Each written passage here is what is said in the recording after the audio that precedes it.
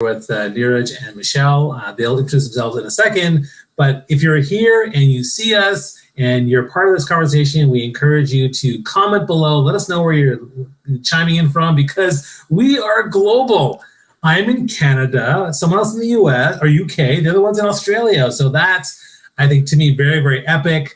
I'm not sure, it's probably not the first time we've done this before, but it's very cool to coordinate. Now, if we had someone from India or Hawaii, this would never work because one of us had to be up in the middle of the night. But thanks so much for joining us today. We're going to talk about how to cultivate meaningful relationships on social media, whether it's LinkedIn or even beyond. This is live stream on LinkedIn, Facebook, Twitter, or whatever you want to call it now. Everywhere. So we encourage you to be part of the conversation and ask questions. But I'm going to start with my wonderful guests. Let's start with the person from the future. Michelle, please introduce yourself. And maybe let's start with how did our relationship develop? I mean, maybe let's talk about that in terms of the three of us. So why don't you start with that? Yeah, good morning from a sunny, glorious Sydney day. It's the, early spring and it already feels like the middle of summer. So it's going to be a bit of fun. So good morning to everybody around my part of the world that's up early. It's really great to be here, Bobby. And, when you think about how we made relationships, I don't know about you guys, but when I'm on LinkedIn, at some point people become close friends and you forget where you met them. And so I think, Bobby, you and I were like a clubhouse thing. Niraj, Yeah. I think you just ended up in my orbit. And if it's something other than that, that's what I love about LinkedIn, is that at some point, it's not just, I connected here. It's, we're friends and it feels like we've been friends for ages. And I don't know if that's how things are for you guys. But for me, that's my favorite part of LinkedIn, when we go from just, hey, we're connected, to, hey, like Niraj is one of the biggest supporters when I launch my books. He's always front and center, first in line. Bobby, Clubhouse days, you were a huge supporter with all things thought leadership. So for me, it's just, I love when it goes from connection to friend and you forget where it happened. Yeah, I think, and just going back to our relationship, I think number one, we met on Clubhouse, and during that time had a lot of deep relationships and deep conversations. I think went a long way. So I think that's kind of where it happened. And then I think for the other thing that happened was, we started doing rooms together. So that's where I got to know you a little bit better. And then you and I actually had a personal call. So in terms of building a relationship, we built that up, and I realized how amazing you are, and that's kind of where my image of you stands today. There's nothing that's taken it off that incredible pedestal, and right back at you. Thank you. Even though you're so far away, it's amazing that I've connected with so many people from around the world. So that's thanks so much for your introduction, and let's go to Niraj. And I also don't know where we connected, whether it was Clubhouse or LinkedIn or both, but I'd love to introduce yourself, and then maybe you can share a bit about how connections have built for you. That's okay. I am known for being boringly efficient, so I checked before we actually had this meeting. So we met on Clubhouse. When I started Clubhouse, it was early 2021, and my LinkedIn career hadn't taken off in the big way that it did. So I was following people like you and Ariel Lee and Liam Dermody and Leah Turner, and just being in awe of them. But also, because we were in lockdown, I couldn't speak. I wasn't being hired to speak. So I used Clubhouse as a way to kind of practice my speaking skills 6 days a week. And that was the best decision I made, because it meant when I finally did get paid, I was ready for it, Michelle came across my orbit in LinkedIn. And again, this is the beauty of LinkedIn, but also the beauty of building relationships. The fact she's in Australia, whenever we communicate, it's usually by voice notes. It's like she's next door to me. You would never think she's miles away on the other side of the world, because when I talk to her, voice notes is a very personal way of communicating with people, and one that I always recommend people do, because your personality, your tone, everything comes across so much better on a voice note or a video. And I bought her first book, which I really liked, and I bought her second book because she went from being somebody I really liked to being somebody I just wanted to see succeed. And that's a nice transition to have in a relationship, when it just goes from supporting him because they're a colleague to supporting him thinking, I really hope she gets #1 on Amazon, and I really hope people love this book. And that's the kind of relationship I have with her. No, that's amazing. And I think for the most part, so Clubhouse was the initial, start of things. And then I think it transitioned over to the LinkedIn family. And there's a lot of people here that are part of this this network connection. So I think that's kind of where it began, and I think that's why relationships are. When we look at what is meaningful to us, I mean, you talked about supporting someone's book, and also just being there for them. But let's talk about that, because I think that when it comes to building meaningfulness in the relationship, I mean, what are some of the things that you're doing to try to elevate that? Michelle, far away. Look, I think Niraj and I share a heart because we're both in service of other people. And we also have twin cats, by the way. That's the other thing that we have in common. But ultimately, I think what we both do very, very, very well is always look for ways to help other people rise. Niraj, as he said, and I acknowledged, all about my books. He's always front and center with anybody that launches, and not just books. It's like just every day. And I think for me, the more opportunities that you find to help other people, the more it just comes back to you tenfold. And I think that that's just one of the biggest, blessings of my time on LinkedIn, because I genuinely love my time on the platform. Because now I'm surrounded by pretty amazing people. And, I've done a post like a little while back, and I've just been, updating some things. So I saw it. And it was like one of those things that is that whole, when I'm asleep here in Australia, I know people like Niraj and you, Bobby, and, a bunch of our other friends are thinking of me so that if an opportunity comes up that's the right fit for me, you guys are like first in line going, go to Michelle, go to Michelle. And I wake up to these messages and I'm like, how powerful is that somebody on the other side of the world is just thinking of me while I'm sleeping. And I just, I don't know. I think that's the magic of LinkedIn that people forget about when they're focused on things like the algorithm. That's very well said. I mean, last year I changed my business model from selling to serving. And I said to myself, okay, every day, what 3 people am I going to help? Not what 3 people am I going to help to become clients, but what 3 people am I going to help today? And a lot of the time, especially recently, at least 2 times a day, I'll help someone who's lost a job. And I'll reach out to them to say, look, I'm not going to sell you anything. I've lost my job in the previous recession. Okay. I know how it feels. I know how it's going to affect you. I know your LinkedIn profile needs a lot of work. I'm happy to give you 20 minutes. I want nothing. I don't want a testimonial. Don't give me a shout out on LinkedIn. I just want to help you. That for me is serving. And I expect nothing from it, by the way. And now and again, 6 months or 12 months later, that person's got a job, got themselves into a good position. I'm the first person they recommend. It's like what Michelle said, the good you do always comes back to you. You don't do it for that reason, but I know for a fact it's eventually going to come back to me. That's just how the world works. Yeah, I think for me, like in the early days when I was a speaker, I focused on talking about now professional networking, how to be a networker. And one of the things I often talked about is, how can I help you was a question that I often would ask people. But now what I typically would ask is, how can I help you make a difference? What exactly is you're trying to make an impact on? What are you trying to make a difference in? And how can I help support that? Because then if they have a program, if they have a book, if they're trying to find a job, then I can make an impact in a very specific way. And so that's kind of what I do from that standpoint. And then in terms of meaningful relationships, I think that the most important thing with meaningful relationships is getting together on like if I can't meet you in person, getting together on a call, a Zoom call or a live stream, whatever, like that to me is where we deepen the relationship, we have the interaction, we see each other, and that's where, because I think that even though I have a face built for radio, it's still good to see my face, because then you see my personality, and here you are in my home with the bookshelf and the photos, and there's a picture of New Zealand right over there, so because my wife went there. So, that's where I think meaningful relationships have become more important. And I think particularly during the pandemic and coming out of the pandemic, we're now kind of starving for more meaningful connection. Can you guys maybe comment on that in terms of how we're getting through that? Niraj, you can go first on this one. You guys are so polite. We'll just take turns. I'm currently in a hotel room in England. I've been in London for the last 2 days on business. I have 2 clients who started working with me. One is doing LinkedIn training, and one is doing one-to-one coaching.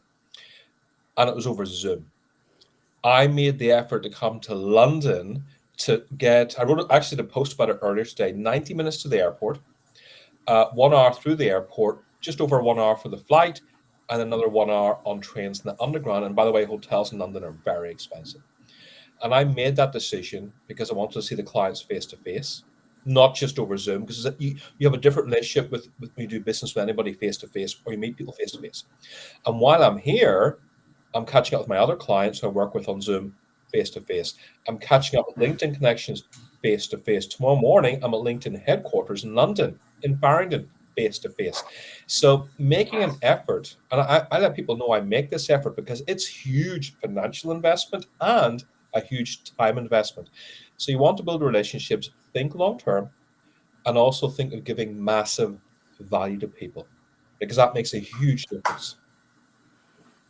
Yeah, look, it's just a big ditto from me to all of that kind of stuff. But I have a question, Niraj. Did you end up having a conversation on the plane that led to a conversation about LinkedIn? Because I just went away on the weekend and I got talking to the person in the seat next to me, and then next minute I'm sending my book to them because, it's the power of conversations. It's the power of not thinking we should be scared of everyone, or that don't talk to strangers, which we were all raised on.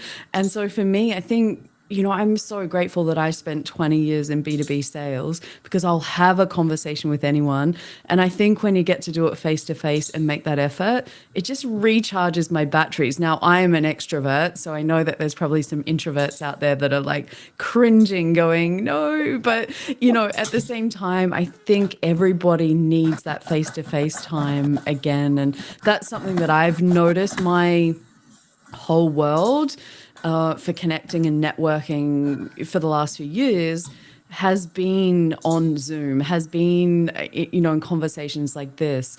And it's something that I realized that because I built my business during COVID and we were in lockdowns here in Sydney for so long, that I've gotten out of that habit to get out face to face. And most of my business comes out of the US. And so it's this real conundrum for me at the moment. I'm proactively reaching out deliberately to connect with more people in Australia, because I love my global community, but I would love to get out and do that face to face like you're doing there. And, hopefully at some stage see people in your part of the world. But for right now, I literally don't have many close connections here in Sydney that I've met on LinkedIn. How crazy. I feel like you guys are friends from the other corners of the globe.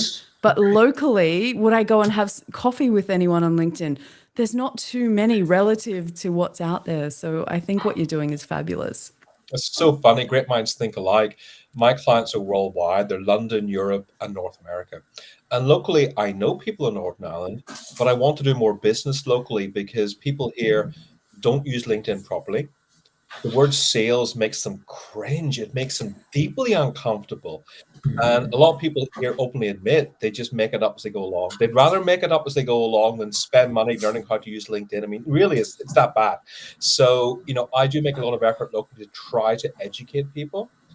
But it's not just about educating people. They have to want to learn as well.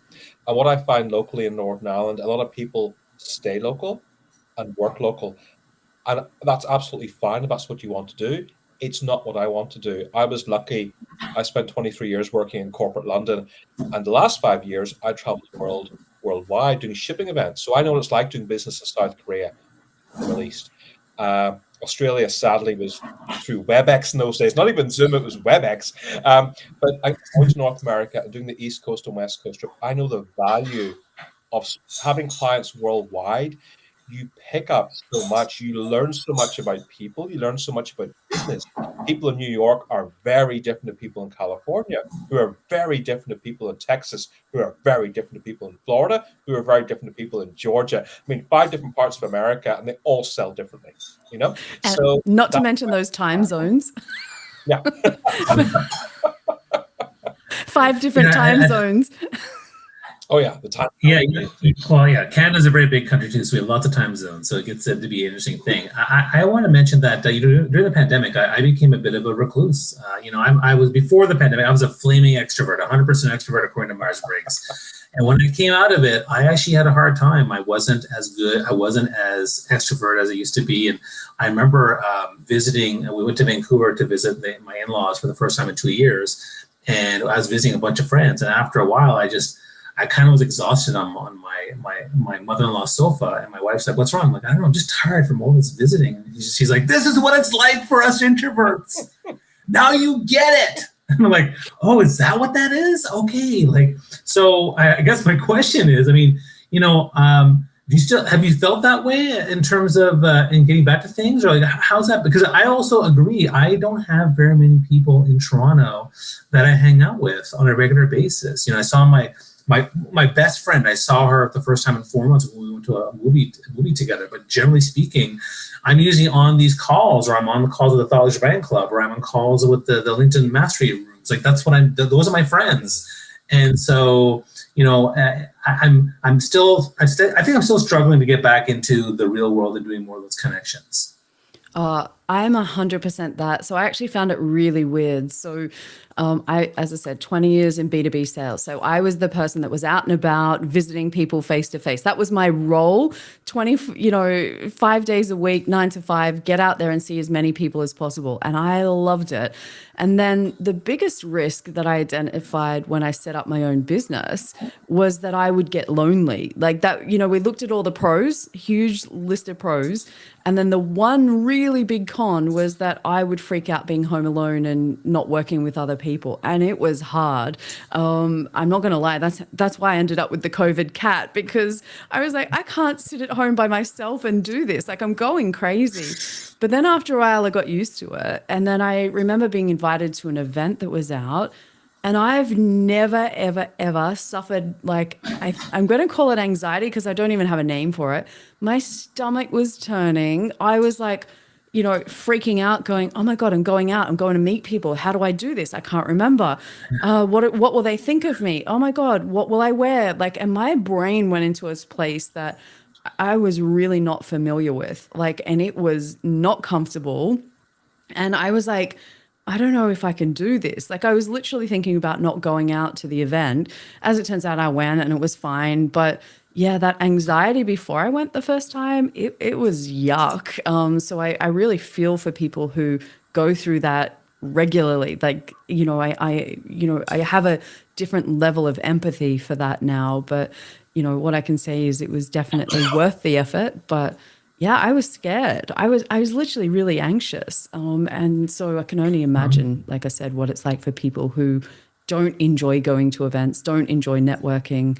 I feel it now. I can actually have empathy and know I get it. So yeah, it's been interesting. It's fascinating. People talk so much about what it's like being a business owner and what it's like having the freedom of a business owner and being your own boss. And that is absolutely true. Nobody really talks about the loneliness, and nobody talks about the insecurity. The number of messages I get when I do a post now and again. I did a post 2 days ago saying, you know what? This time last year, I made 2 of the biggest decisions in my career. I released a 3rd book and I did a TEDx talk, 2 of the most daring things you can do. And the book didn't become a New York Times bestseller. And the TEDx, although it was brilliantly received, didn't even get 3,000 views on YouTube. And I felt terrible about it. But you know what? It's not what happens, it's how you react to what happens. And that is so important. When you're a business owner, there's a great danger of thinking small and playing small. And my advice is don't do that and get out there. And if you are an introvert, it's absolutely fine. No one's judging you. But introverts at events do very well because they're great listeners. And introverts at networking events do very well because they ask questions. And you have to kind of know, my daughter's an introvert, so I completely get it now. And I know how to talk to them, thank God, because of her. Because her worst nightmare is going to an event, making eye contact and talking to a human being. So I get that. Yeah, no, I agree. And we have some people who are tuning in here and sharing their comments. Again, if you're part of this conversation, please share it. Let us know where you're from. Share your comments. Ask questions. We'd love to have you be part of this conversation. And of course, there will be a replay that's here on the Thought Leadership Brand Club. I should mention the Thought Leadership Brand Club is a company page on LinkedIn, but it's also a membership community of people, a diverse people from around the world. And the whole idea is that we're helping you go from building a clear personal brand and building a thought leadership brand so that you get speaking gigs, get media opportunities, get book deals, and maybe elevate yourself so you get career opportunities. That's kind of what the membership community is all about. If you want to learn more about us, feel free to look us up. Let's continue this conversation about meaningful relationships, because I think that, yeah, I mean, I was also struggling. And I think the struggle as an entrepreneur is also very hard, because, I'm here by myself. Now I actually have my wife, and my partner is over there, and it's kind of cool to have, sometimes we're bantering and say, oh, it's like in the workplace. This is kind of cool. But what I used to do before then was I would book breakfast meetings. That would fuel me. So I do like 3 breakfast meetings per week, Monday, Wednesday, Friday, and that socialization would get me fired up. Okay, let me get back here and do some work. And that's kind of what I did in the day pre-pandemic. Now I still have to get back to it and start thinking about those things. But for now, LinkedIn and actually now WhatsApp has become a very popular community where people are sending voice messages and talking to each other, and I do enjoy that. But I definitely miss the in-person thing.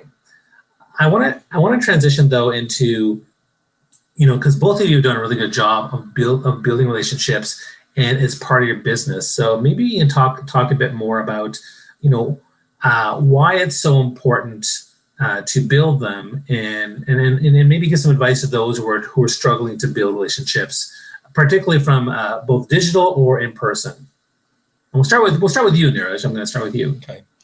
In 2023, it's now September 2023. Things are moving so quickly. The pace at which business is moving, the pace at which things are being introduced is almost kind of terrifying right now. There's 2 old school things for me which really haven't changed. One is the joy of sending somebody a thank you card in the post, because that doesn't go out of fashion. And the second thing is people still buy from people they like, know, and trust. Those things have not changed. They're still very old-fashioned, but still very relevant in the modern day world. And I wrote down a wee list of things here. So far this week, I have left 4 happy birthday voice notes. That's just a great example. If you're an introvert, you have to show your face on camera. You just leave a voice note saying, I wanted to wish you a happy birthday. I hope you get spoiled rock. I hope you're not at work today. Go up to your friends and have a good time. But you know what? You're going to be inundated with LinkedIn messages. I just wanted to personally say, I wish you a fantastic birthday. You're a great LinkedIn contact to have. All the best. That takes 30 seconds. And 9 times out of 10, I'll get a reply almost within 24 hours saying, oh my God, thank you so much. That's a great way to build relationships. Recently, I've hired a company to do my website. I've given recommendations to the copywriters, and they said, use this. Of course you can. I give them a recommendation without them having to ask me. It's saying thank you. It's showing gratitude towards people, sending thank you cards, promoting people on posts.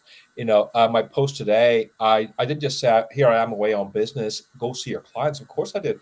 I promoted my clients that I'm saying. I put website links in the post because I want people to go follow them and connect with them and do business with them. Again, it's like what we said earlier. It comes from a place of serving and wanting others to succeed. And when you take a step back and treat business like that, business becomes so much more enjoyable because you're building trust and you're just being a massive person of value to other people. And business is relationships. You asked me here today, Bobby, because you know me. And when you asked me who we should get, I said, look, I want to get Deanna or I want to get Michelle. Why? Because I have relationships with them. And that's what it all comes down to. Business is relationships. I was just thinking all of those actions that you said, Niraj, are what I call nurturing relationships. So if you scroll the feed for 5 seconds or, 5 minutes, what you'll see is there's 1,000 hacks for the algorithm. Copywriting hooks. How do you get people to engage more on your posts? There is, people using templates to reach out and connect with people. And so they do all of this work. And then it's like, well, why aren't I just getting leads? And it's like, because it's all about you and tricks and, collecting the biggest number of followers that I can, as opposed to let's slow everything down. You don't need an automation tool on LinkedIn when you just slow things down, be targeted, build a proper community, and do things like Niraj said, leave recommendations, endorse people, leave voicemail messages. Those kind of things nurture relationships, keep you top of mind, and they are the things that make people think of you when they've got a need for that kind of business. Now, I don't see posts on LinkedIn talking about nurturing relationships, and it's a bit of a bugbear for me at the moment. I think it's, so many things are pressing my buttons. being an amazing copywriter will get you so far. It's great if you're an actual copywriter, go for it, show off your skills, But if I see another post that says, here's how you can reverse engineer insert influencers hook lines, I am going to go like just so crazy. You're going to see me like, I'm going to go off brand. The goodness is going out the window and I'm just going to be like, oh, because like the outcome is I talk to people every day and I'm sure both of you do too. They're overwhelmed by the advice. They're freaking out. They stop posting or being active on LinkedIn because they think they're not doing it right. And there's all these other consequences. And I just wish more people would talk about nurturing relationships and doing those small actions behind the scenes. Like everybody thinks my business grew because of my posting. No, you don't see what I do in the background. You don't see how many times I'm connecting people, referring business opportunities, saying, hey, you pair are both just nice people. You should know each other. Those are the things that make a difference when you're building a business and building relationships, not I got the world's best hook line. I don't know. I just had to get that out there. Thank you for, I'll get off my soapbox now. Okay. Thank you for your TED Talk. That was great. And what I was going to say that, you can outsource copywriting, you can outsource email marketing, you can outsource people to do your website. You can't outsource building connection with people authentically in person.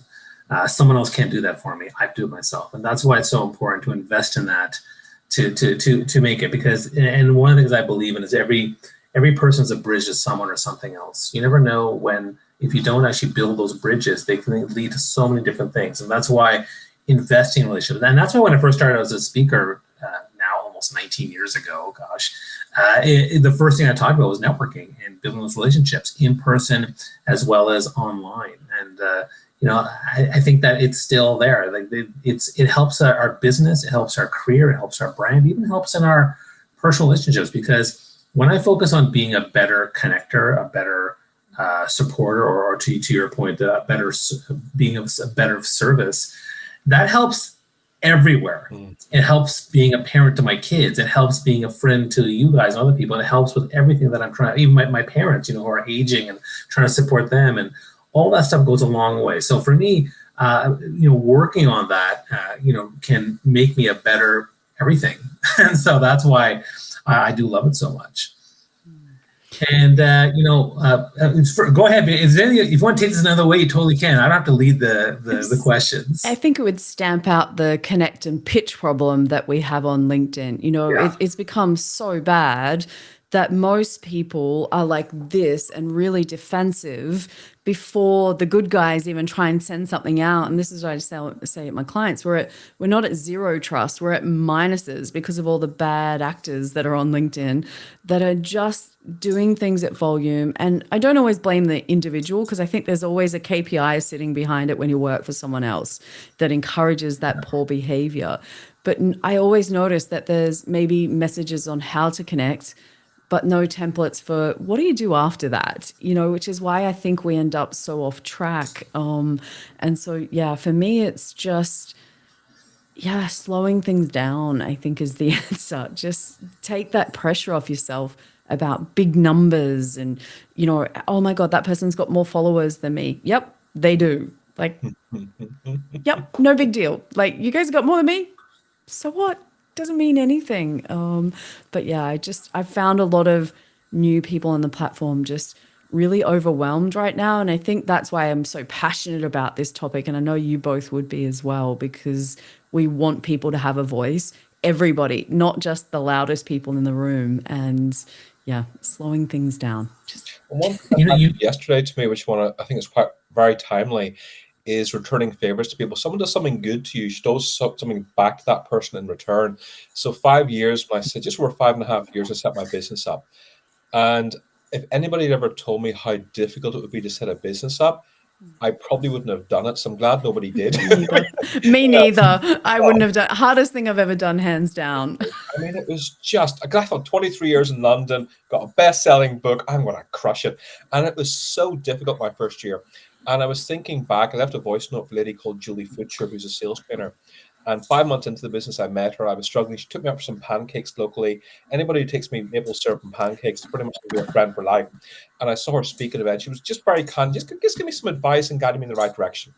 And a month ago, somebody approached me about sales training, but they were adamant the person had to be local in England. I said, well, look, I'm in Northern Ireland. And he goes, no, we have to have someone in England. And I said, well, why are you asking me for? They hadn't actually checked to see where I was based, unbelievably. I said, you know what? I can't do this, but I'm going to recommend someone to you who can. I gave her a glowing reference, and I've got in touch with her, and she got in touch with me for the first time in years to say thank you so much. So when people do good things for you, and for people listening today who are thinking, I have high KPIs, which is a brilliant point you made, Michelle. A lot of people are under severe pressure to perform, and a lot of people are getting horrible advice, and I mean horrible advice about connecting and pitching. Because they tried it once, they got lucky, and now they tell everybody the same bad advice. Building relationships is long term.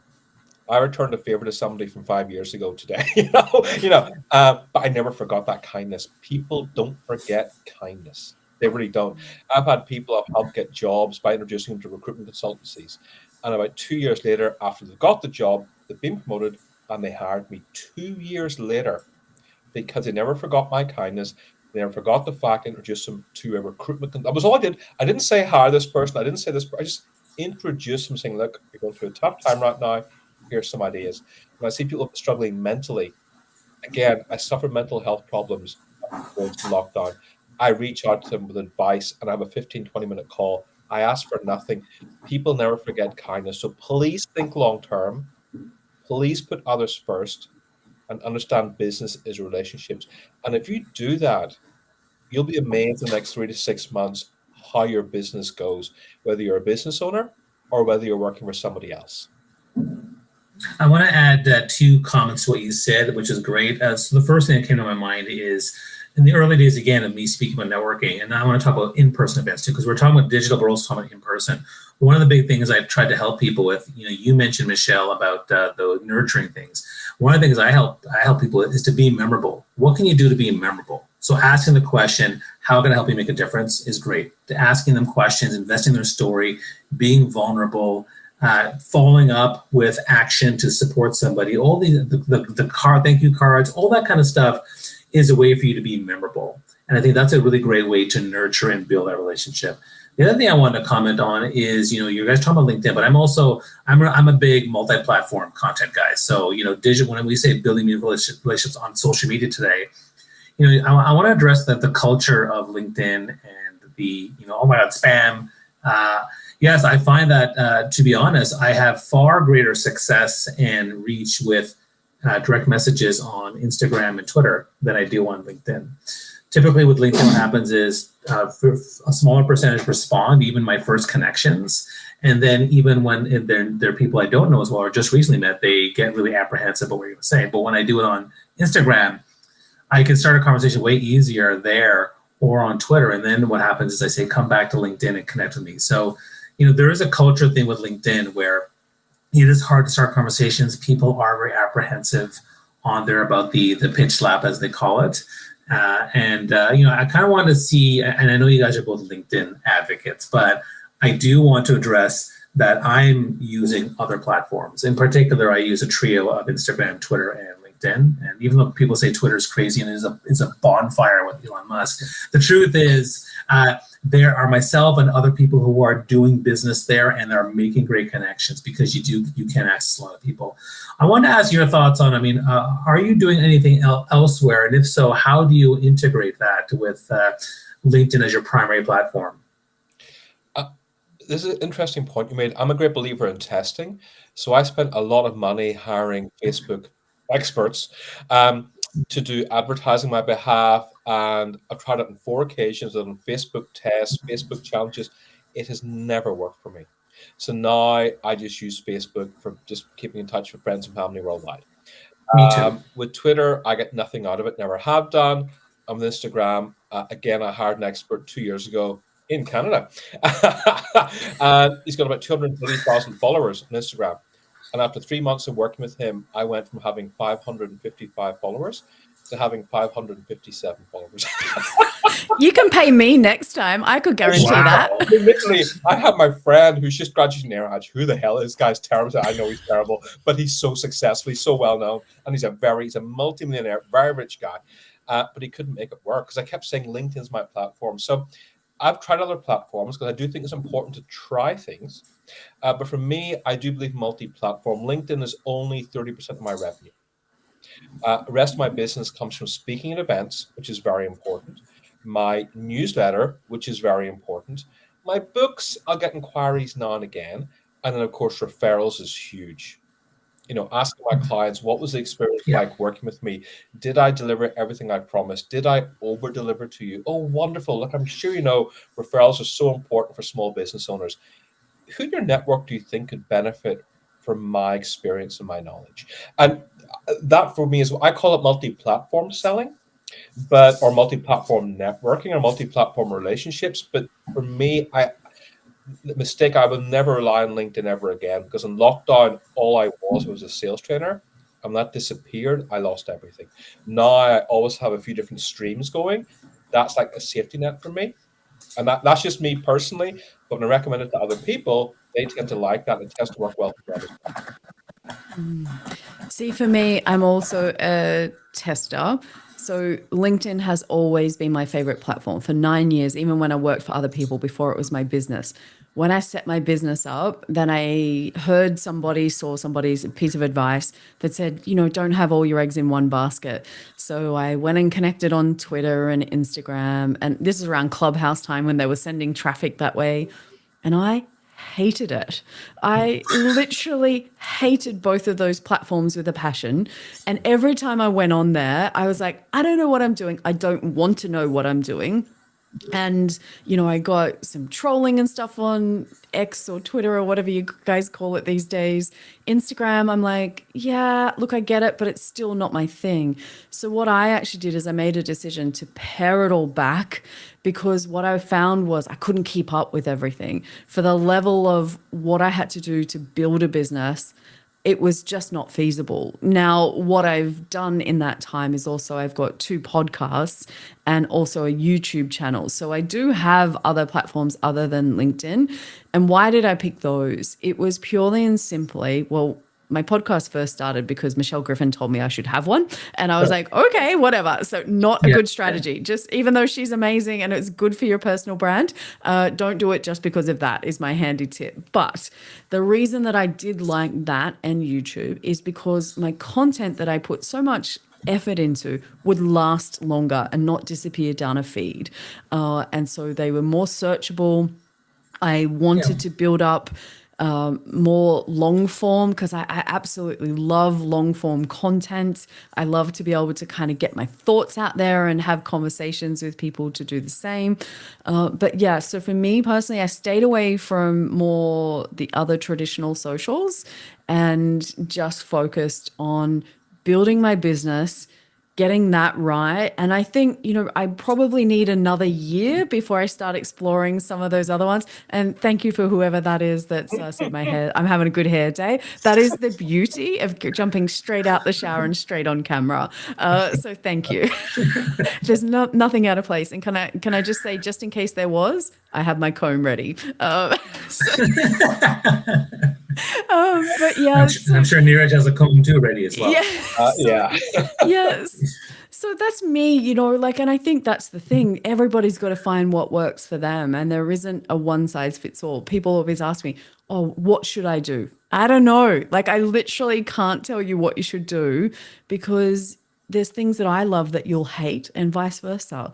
So some of it is that testing that we were talking about earlier. I think the general idea, though, and this is what I talk about a lot, is the diversity of people you meet across other platforms is a way to reach new people. Mm-hmm. I think one of the challenges with being on LinkedIn is that we have the similar people commenting on our posts, even if we're not in.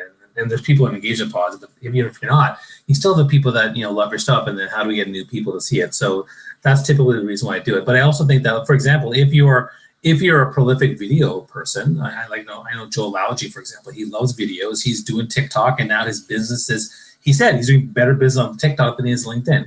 Doesn't mean he stops LinkedIn. It's just that he's done well for on TikTok. And of course, I have videos on Instagram and on YouTube as well. So I think we have to kind of figure out all those different things that work best for us. But for me, I like the diversity of the different platforms. There are different cultures. So what I will say, and this is something maybe a lot of people don't know this, but I've done LinkedIn audio rooms now since they've been around since they started. But to be honest, the ones on Twitter Spaces are far more, they're more loose, they're more unrestrained. They're, people talk about whatever they want, however they want, and it's actually kind of fun in some ways. Whereas on LinkedIn, sometimes we're like, sometimes I feel like people are in their suits when they're talking, even though it's just audio. And so I think there's something colorful about that I really enjoy. But what for me, again, LinkedIn is my primary place. I bring people back there as my connections, and that's kind of what I do. Niraj, you already made a comment on that, so I appreciate that. I want to first, I want to thank you for your time for being here, and I'm not sure how much longer we're going to go. I know some of you have to leave, but there are people who are listening in. If you have other questions or comments, you can certainly ask during this call or afterwards. That would be great. I do want to ask another question, which is, you talk about building meaningful relationships with the connections that matter. The question I get a lot, and I want you to answer this too, is, but there's so many. So then how do you choose where you spend your time? So let's say, for argument's sake, you have, 10,000 connections or followers, and then you have, 500 that are local to where you live, and then there's maybe another 200 that you know pretty well. So how do you navigate that? I have 30,000 followers, and I only speak to 1% of them. That's pretty much it. Yeah. I speak to the same quality people. I'm at a stage in my career now where I don't care about 35,000 or 40. It really doesn't matter anymore. What I care about is the quality of those relationships. And again, the people I'm meeting this week, apart from the new clients who I'm seeing, everybody else I'm seeing are people who are LinkedIn connections. They're people I value and trust. They're people who, some of them shop my posts regularly, some of them just now and again. But when I have a book come out, they will buy it. When I do a TED Talk, they will watch it and comment on YouTube. That's my audience. It's like my tribe or my community. That's a big word being used in 2023, and it's a very important word as well. And they're the ones I spend so much time with. I had, I'll give you a good example. I had lunch yesterday with Karina Goots, who's a Middle Eastern strategist, lovely person. She's giving a talk in a week's time. I said, hey, Karina, why don't we have lunch? Buy me some lunch. I'll give you half an hour of just free speaking advice. Immediately, yes. We met up. I listened to her speech, went through her speech with me, spent 40 minutes together. Why don't you try this, try this? Oh, and keep this in mind. Oh, keep that in mind. Loved it. That's it.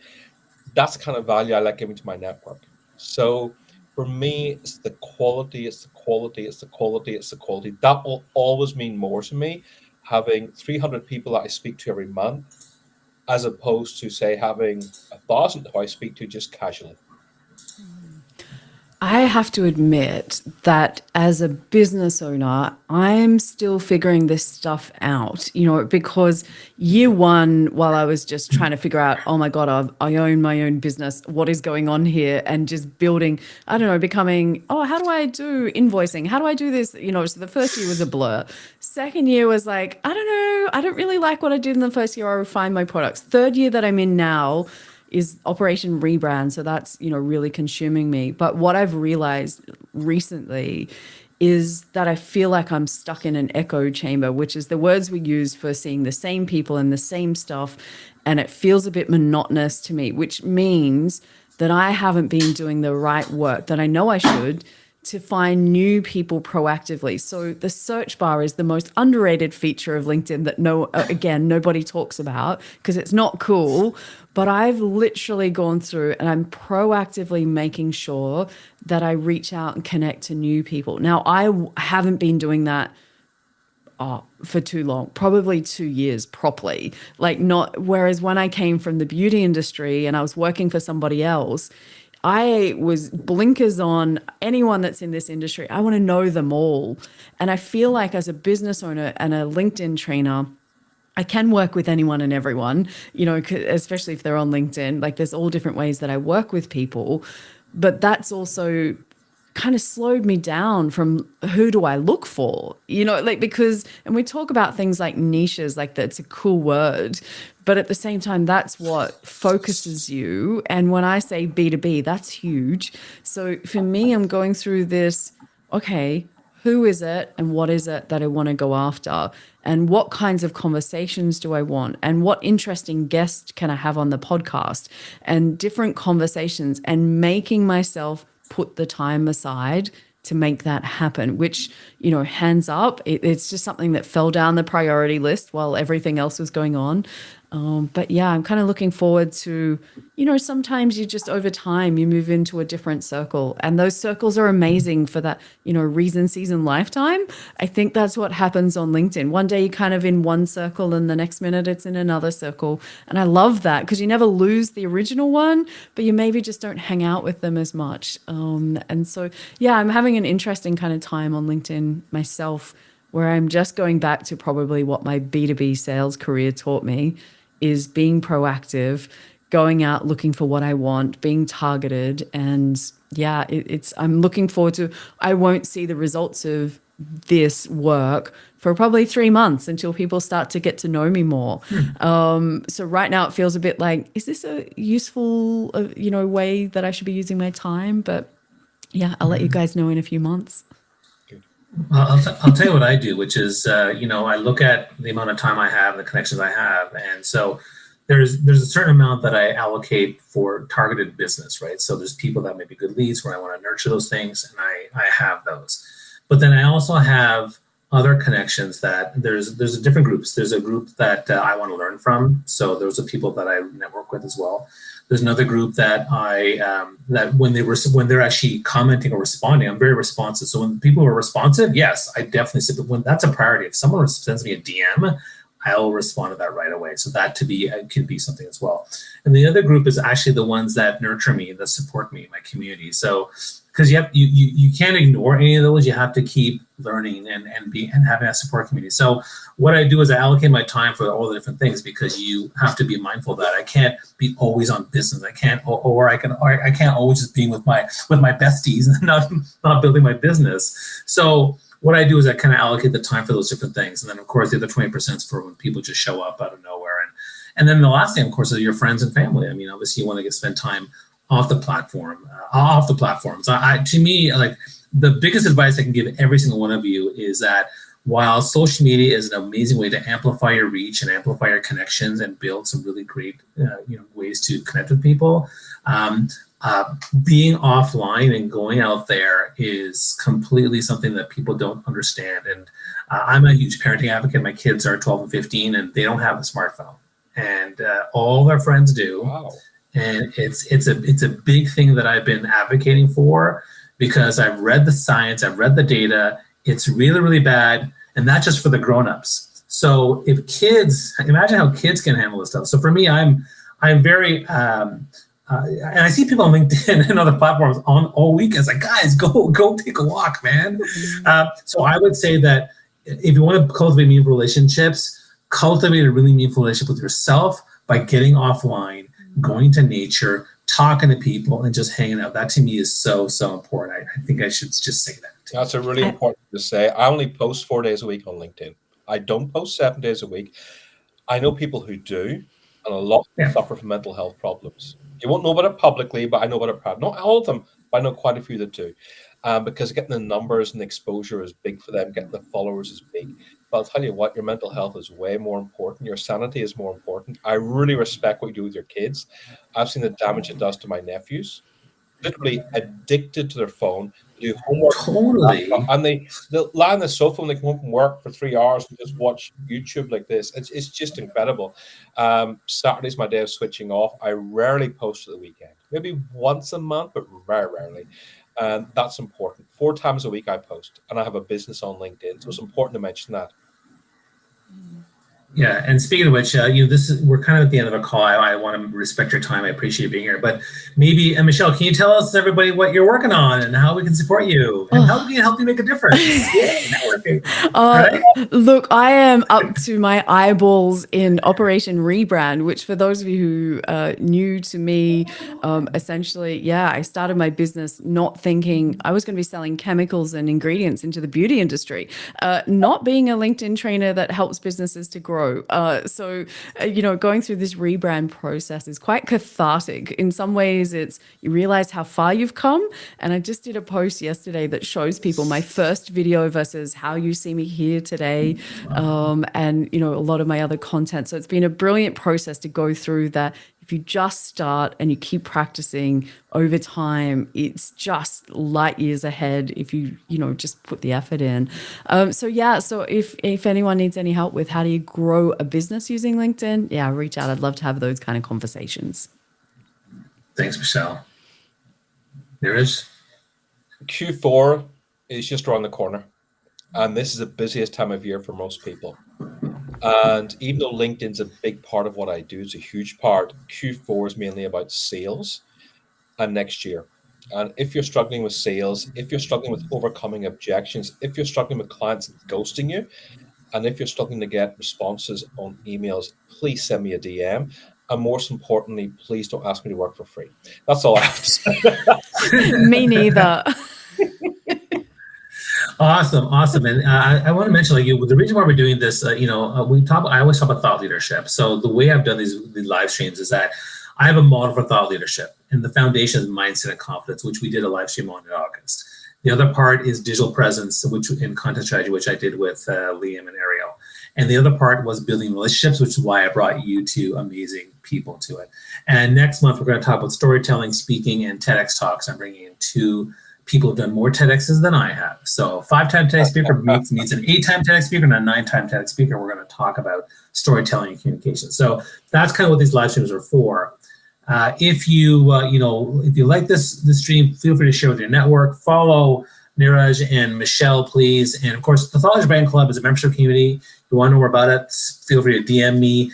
There's some really amazing people in the group. We also run rooms. We have a Thursday and Friday mini trainings where everyone's available to go. You can check my post from yesterday where I invite you to see.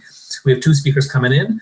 And at some point, if Niraj and Michelle can also come, I'll try and invite them if they can wake up and be at the, because Niraj is late at night and she's early morning. And it's like, okay, I appreciate that. But we also do LinkedIn Mastery every Monday, Tuesday, Thursday, and Friday on LinkedIn Audio and Clubhouse. So feel free to check those out. With that, thank you so much for your time. Appreciate it, guys. I think you've done a really marvelous job. I do value and respect you and admire some of the just the people that you are and the values you hold on to and that you espouse out there. It just means a lot and says a lot about who you are. So thank you so much. Thank you so much, Right Bobby. back at you. Awesome, guys. So take care, everybody. So long. We'll see you soon.